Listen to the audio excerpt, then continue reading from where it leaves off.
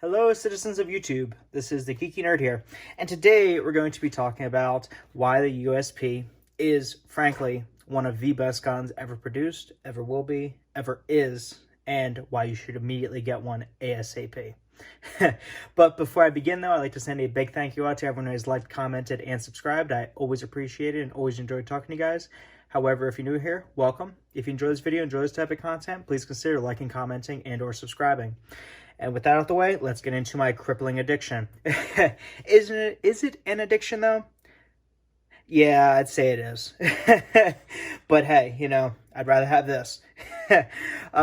So, the USP.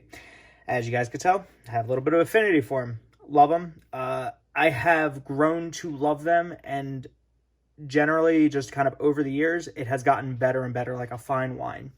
Now, I know on this channel that I have said that there are some guns out there that are frankly the best guns, strongest guns, most robust guns. However, it's very subjective. Objectively, these are some of the best guns, most reliable guns, most durable guns, and just overall fit every role of a gun. Do they do everything perfect? No. But they score the highest overall in every category, if that makes sense.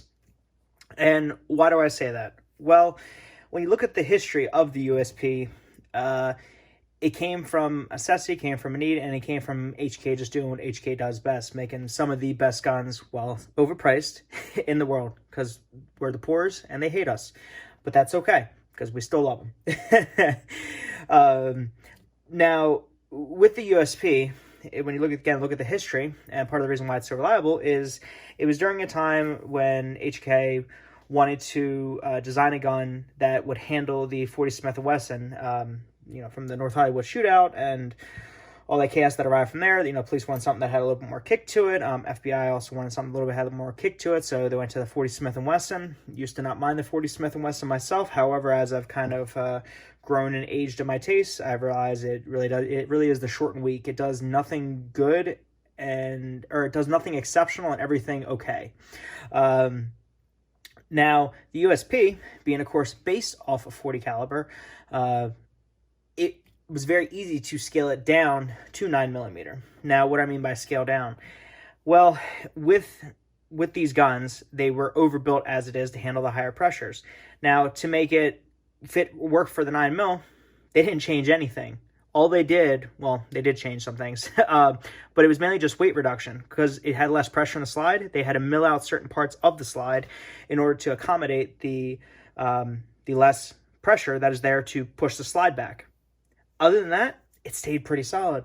And so what do you get when you have a gun that is designed around a higher pressure cartridge, bigger round, that is then scaled down with everything kept the same, minus a little bit of weight? You get a damn bulletproof gun. That's what you get. Now, with the USP as well, of course, we all know it from plenty of movies. I know I made a video way back in the day that said the Collateral Special. That's when this one was getting refinished. To where I said this one, I made sure I said in the beginning of that video that I know this is not the one used in Collateral. Everyone says, oh, it's more, 24 or it's more Jack Reacher or anything like that. I get that. But, you have the compact, the full size, which is the true Collateral Special. You have the stainless model, which I like to call my Miami Vice. And then you have the USP Expert, which is just a fun, cool looking gun and just adds another piece to the USP lineup, in my opinion. So, as you see, very versatile guns, kind of come from competition all the way to carry, and kind of the middle child that kind of works in everything. Now, why do I say that it's the best overall gun outside of course, the bomb-proof reliability, which is what you want from a gun first and foremost, is bomb-proof reliability, so check that off. It has a very, and again, this is kind of subjective, but also something that doesn't need to be taken into consideration, is there's a certain aesthetic to it. When you look at this is a no-frills gun. This is a gun, a utility tool, made to work, made to put your life in its hands, and achieves that very well. Now, of course, every one of these guns is safe check, but just for you guys, there you go. We'll go right down the line. And don't act like you don't love the sounds. You know you don't. Nothing there.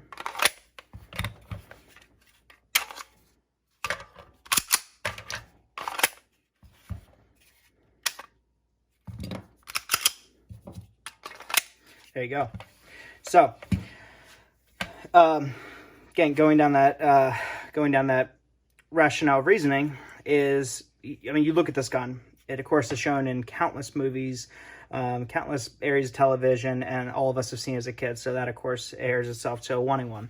But, I mean, when you just pick up the gun, you know you're holding a gun. This is a no-frills, made-to-do work type gun. Now, the grip itself is not for everyone's taste. However, it's perfect for what it is. It isn't like a P30, but it does have these nice pyramid shapes on the front to give you good grip. It does have some nice checkering here to kind of keep your hands, as the sommelier from John Wick says, in case your hands get wet. Obviously didn't do that right. Sorry, geek nerd moment. Has a safety, so you can, cock and lock it 1911 style. Of course, when you're ready to fire. You have a exposed hammer. You can cock it back if you want. Of course, it does not work on the compact. But you also have a decocker, so if you just pull down, you can carry in double action. So it kind of fills that full aesthetic unless you're purely a striker guy. Now, also, the magazine release. You can see here, it's a little paddle. Ambidextrous. I think the paddle release is superior. Hence the reason, again, USP is the superior handgun. Because on a lot of guns, you may have to adjust your grip, kind of have to hit it with your thumb, but it's not always in the exact same right place. But you also have some ones where you have to switch it from one side to the other. With this, you can hit it with your thumb. You do have to have a hell of a reach, though. I find it a lot easier, better, and just pleasing when you're shooting. You bang, bang, bang, switch your grip up, but still hold the gun in its respective place. Take your middle finger, hit the magazine release down. Some people will kind of hit it with their trigger finger. I prefer to kind of keep my trigger finger up on the side of the gun and then just hit it down. I think it's easier. I think it's better. And it just feels more right compared to the standard button style release. Now, another reason, USP is great. I'll switch it up to the stainless one that everyone loves. When you lock the slide back, this is a true slide release. You can see there that it has these ridges made to send the slide forward and home. And when you do, you have a very positive grip on it. And it just goes. I mean, you can hear that this gun is just eager to go. Very thick, very chunky, isn't going to break on you. Now, one little thing about the USP that I just always found interesting is that they went through, I think it was around 90,000 rounds without a major stoppage or single stoppage. Basically went through a shit ton of rounds without having any type of issues. They also, on the USP, during their trials of setting this up, they intentionally lodged a bullet inside the barrel, then fired another round directly behind it to unlodge the bullet. In which case, it did create a slight bulge, but it still maintained accuracy and it still functioned, which is just miraculous. Even with a bulge barrel, you think it wouldn't be able to clear the channel in the front of the gun, but it was able to just kind of keep on trucking. So, another reason, USP, just a great gun. Now, just to kind of keep adding to my love letter of USPs, is the variety that you have. So there is multitude of calibers. Well, now pretty much there's only 9 and 40. Then you have some, I believe they have a 45. Maybe a mistake on that, but I definitely know 9 and 40.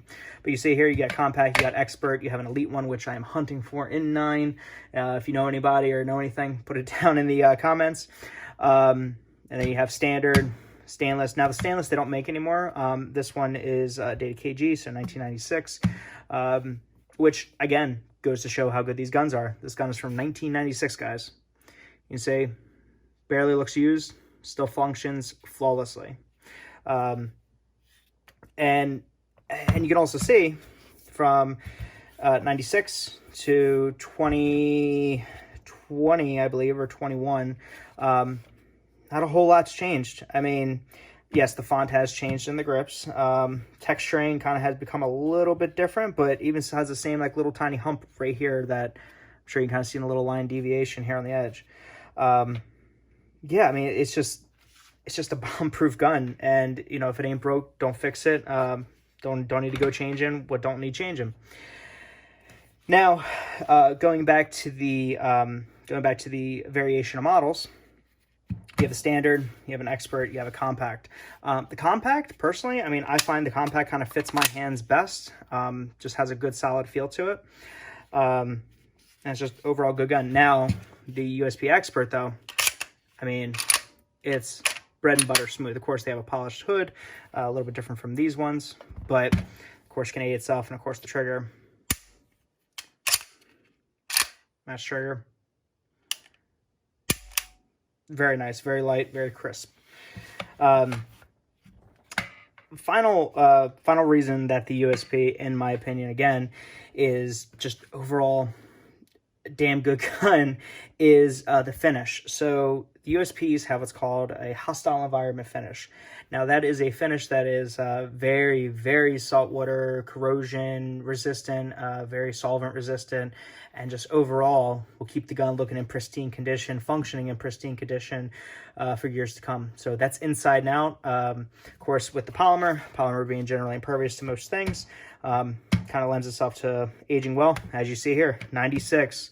I mean, if you look at these guns, but for 96, of course, they have a little bit of wear here and there, but I mean, you tell me if you really see any significant difference between these two, because I surely don't, other than a little bit of grime and grit. It's held up over the years, and just, yeah, you can't beat them. So obviously I have a little bit of addiction. Obviously I need some help, but it's okay because HK's got my back. With that being said, guys, let me know what you think down in the comments. Of course, in upcoming videos, look on the channel here. You'll see a review on each one of these guns. This one's already out at the time of releasing of this video. I don't think these three are yet, but they are definitely in the works, kind of in the chop room. But I hope you enjoy the video. Let me know what you think down below, and hope everyone's having a wonderful, awesome, fantastic day. I'll catch you guys next time. See you guys.